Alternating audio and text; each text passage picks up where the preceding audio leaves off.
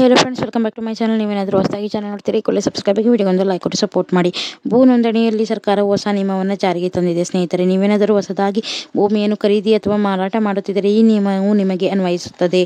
ಮೊದಲೆಲ್ಲ ಇಬ್ಬರು ಖರೀದಿದಾರ ಮತ್ತು ಮಾರಾಟಗಾರ ಸಹಿ ಮಾಡಿದರೆ ಮಾತ್ರ ನಡೆಯುತ್ತಿತ್ತು.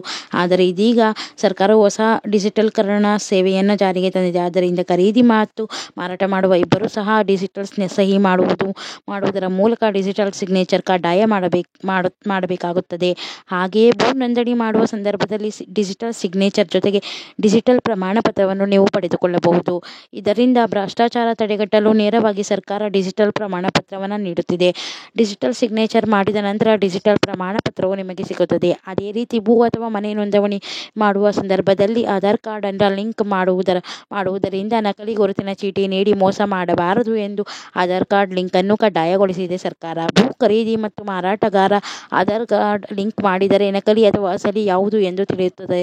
ನಕಲಿಯಾಗಿದ್ದರೆ ಕಾನೂನು ಕ್ರಮವನ್ನು ತೆಗೆದುಕೊಳ್ಳಬಹುದು. ನೀವು ಅವರ ಮೇಲೆ ಆಸ್ತಿ ರಿಜಿಸ್ಟ್ರೇಷನ್ ಅನ್ನು ವಿಡಿಯೋ ರೆಕಾರ್ಡಿಂಗ್ ಮೂಲಕ ಮಾಡಬೇಕು ಎಂದು ಕೋರ್ಟ್ ತಿಳಿಸಿದೆ. ಹಾಗೂ ಇದರಿಂದ ಈ ರೀತಿ ವಿಡಿಯೋ ರೆಕಾರ್ಡಿಂಗ್ ಮಾಡಿದರೆ ನಕಲಿ ಯಾವುದು ಎಂದು ತಿಳಿಯಲು ಕೋರ್ಟ್ ಈ ರೀತಿಯ ಉಪಾಯವನ್ನು ಮಾಡಿದೆ.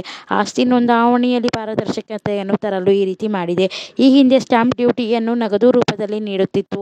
ಇನ್ನು ಮುಂದೆ ಸ್ಟಾಂಪ್ ಡ್ಯೂಟಿಯನ್ನು UPI ಅಥವಾ ಆನ್ಲೈನ್ ಪೇಮೆಂಟ್ ಮೂಲಕ ಮಾಡಬೇಕು. ಹಾಗೂ ಸ್ಟಾಂಪ್ ಡ್ಯೂಟಿಯನ್ನು ಡಿಜಿಟಲೀಕರಣ ಮಾಡಿದ್ದು ಸರ್ಕಾರ. ಈ ಒಂದು ನಿಯಮಗಳು ನಿಮಗೆ ಇಷ್ಟ ಆಗಿದೆ, ಪ್ಲೀಸ್ ಲೈಕ್ ಮಾಡಿ, ಶೇರ್ ಮಾಡಿ, ಸಬ್ಸ್ಕ್ರೈಬ್ ಮಾಡಿ, ವಿಡಿಯೋಗೊಂದು ಲೈಕ್ ಕೊಟ್ಟು ಸಪೋರ್ಟ್ ಮಾಡಿ. Thanks for watching friends.